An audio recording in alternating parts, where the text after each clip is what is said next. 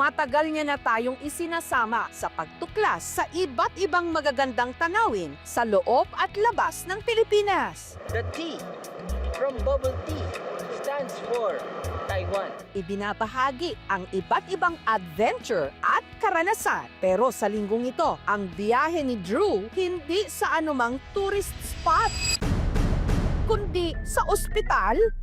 Si Drew kasi nagpa-vasectomy. Happy vasectomy. Ang vasectomy, isang male birth control kung saan pinuputol ang vas deferens o daluyan ng sperm mula sa scrotum. Hindi na makadaan yung sperm cell. So, konting percentage lang ng fluid ang nababawas pag ginawa yung vasectomy. Marami ang bumilib sa ibinahaging ito ni Drew. Bilib po ako sa ganun para makontrol niya rin po yung sarili niya. Nakokontrol na niya yung bilang ng pagdami ng anak niya. Naging maganda rin po yung respect din po niya dun sa may partner niya. Lalo't maraming mga lalaki pa rin ang takot itong gawin at pag-usapan. Parang nakakababa po siya ng pagkalalaki. Bagay na hindi naman totoo. Hindi po ako pamilyar sa vasectomy. At tila hindi nag-iisa si Drew sa biyaheng ito dahil marami na ring ibang mga lalaki ang sumailalim dito para sa pagplano ng kanilang pamilya. Tara, sama tayo sa biyahe ng usapin tungkol sa vasectomy. Happy vasectomy. 3 araw makalipas ang kanyang vasectomy procedure, si Drew kinumusta ng aming team. Every day I feel better, but definitely I'm not yet even 90%. I still have a little bit of pain on my right lower abdomen. Noong nakaraang taon pa raw nila plinano ng kanyang misis na si Iya na mag-family planning. We already had that thought when we had our 4th kid. Wala naman akong takot sa procedure, sa totoo lang. You see the gravity ng pagpanganganak ng asawa ko and you relate that to the vasectomy na sobrang maliit lang na bagay compared to that. Kaya nung isinilang ni Iya ang kanilang bunso nito lang Pebrero, nagpasya na si Drew. Minessage ko na nga yung urologist ko. We already set a date. At yung date nga yun ay last Monday, which was April 28.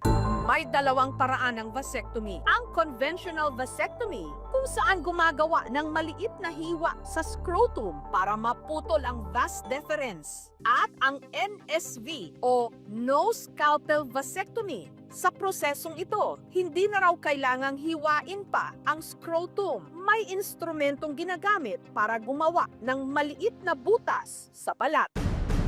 Si Drew, NSV ang napiling procedure. You just feel a bit of pressure but not much pain. There are no regrets. Para sa amin, happy na kami sa 5 at ito yung kailangan namin gawin para sa aming pamilya. Hopefully, tama din yung mga choices namin. Ang vasectomy, isa lang sa napakaraming paraan ng family planning. Pero hindi ito ang madalas piliin ng mga mag-asawa dito sa Pilipinas. Kadalasan, ang mga babae ang nagpapatali o yung tinatawag na tubal ligation. Sa prosesong ito, ang fallopian tubes ng babae o yung mga tubo na nagdadala ng egg cells mula sa ovaryo patungo sa matris, pinuputol o hinaharang para hindi magtagpo ang itlog at similya. Sina Eman at Marifel, may 3 anak. Dahil ito na raw ang gusto nilang bilang ng kanilang mga anak, naisip ni Marifel na magpa-ligate na. Yung kakailanganin na anesthesia ay medyo mabigat. So, kailangan ko ng magpa-confine. May trabaho po ako nun. So, medyo nag-isip muna kami. Hanggang naisip ni Eman ang isa pang paraan na sinabi sa kanila ng doktor. Baka may gusto nyo i-consider, sir, na pwede kayo for vasectomy. Kasi sa misis mo kailangan niya mag-bed rest for a month, di siya magtatrabaho. Yung procedure ng ligation is mas medyo maproseso kaysa sa vasectomy. Ayoko i-impose sa kanya na magpa-vasectomy siya kasi ayoko naman na pinipilit ko siya. Nung araw na ng operasyon ni Marifel, biglang nag-iba ang ihip ng hangin. Nakita ko yung isang nanay doon, naka-wheelchair na palabas. Kumbaga, parang grabe yung bugbog. Nagdesisyon si Eman na siya na lang ang magpa-opera. Napakadali lang na proseso. 15 minutes lang talaga at wala akong naramdaman, yung anesthesia lang. Sa amin, lalo na mag-asawa, di na namin kailangan mag-contraceptives. Yung maliit na bagay na yun, napatunayan ko na nagbunga na napakalaki para sa kanya. Gusto ko lang magpasalamat sa kanya kasi nga doon sa ginawa niya. Kasi nga sabi rin naman niya sa akin, responsibilidad naman po niya yun as padre de pamilya na masigurado na matutugunan namin yung pangangailangan ng mga anak namin. Ang hindi pagplano sa pamilya, kadalasan nagiging problema, lalo na sa mga mag-asawang kapos sa buhay. Bagay raw na naranasan ni Joe na galing sa malaking pamilya. 8 kasi silang magkakapatid. Namumulot kami ng basura, nanghihingi pa nga kami ng pagkain sa mga taong dumadaan. Dumating kami sa point na namamalimos na kami. Kaya si Joe, sa murang edad, nagsumikap. Kailangan kong pagsabayin lahat. Sa umaga, nasa school ako. Pagdating naman ng gabi, call center agent ako.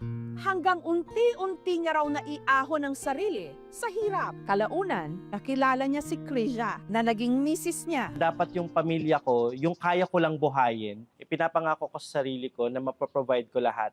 Ang mag-asawa na biyayaan ng 2 anak hanggang nagdesisyon na silang mag-birth control. Yung time na nagpipils ako, sabi ko nga na palagi ako nahihilo. Parang feeling ko palagi buntis ako. Parang napaka-low ng energy niya. Mas maraming effect doon sa sexual function and other functions sa katawan ng babae since it has its hormonal effects talaga.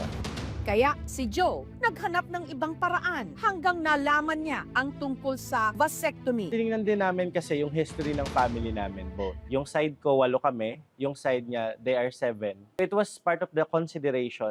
Para makamenos gastos, lumapit siya sa isang grupong nag-aalok ng libreng vasectomy. Nandyan po ang aming mobile clinic. Pumupunta po sa iba't ibang bahagi ng Pilipinas para po magbigay ng libreng serbisyo katulad po ng ligation, vasectomy, at iba't iba pa pong mga methods ng family planning. Kung libreng vasectomy, para ma-avail siya sa DKT Philippines Foundation, meron po kaming registration link na ibinibigay sa lahat po na nagbe-message sa aming Facebook page. Kailangan lang na wala siyang previous scrotal operation.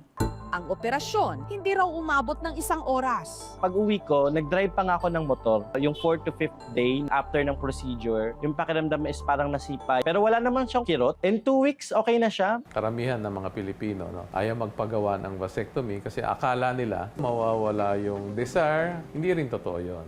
Hindi siya nakakaapekto doon sa pagkalalaki.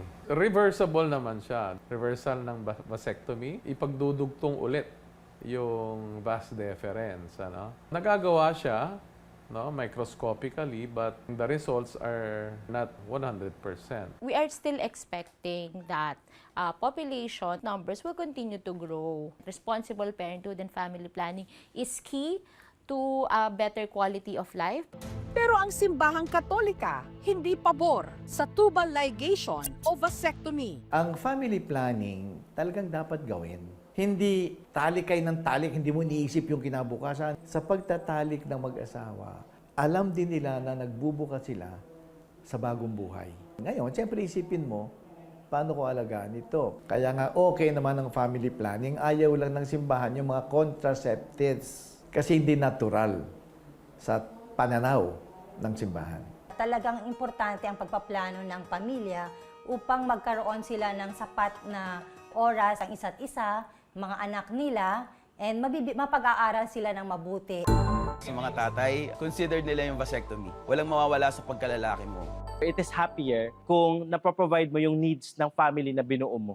Sa patuloy na paglobo ng populasyon ng Pilipinas, mas nagiging mahalaga ang bukas at matalinong usapan tungkol sa family planning, sa natural mang paraan o sa hindi. Dahil ang sakripisyo sa loob ng tahanan, hindi lang responsibilidad ng mga babae. Ito'y dapat pagpasyahan ng mag-asawa, ng magkasama, magkapantay, at may malasakit sa isa't isa. At sa bawat ama na marunong umunawa, magparaya at tumindig para sa kinabukasan ng kanyang pamilya, naroon ang tunay na kadakilaan. Happy vasectomy. Thank you for watching, mga kapuso! Kung nagustuhan niyo po ang videong ito, subscribe na sa GMA Public Affairs YouTube channel. And don't forget to hit the bell button for our latest updates.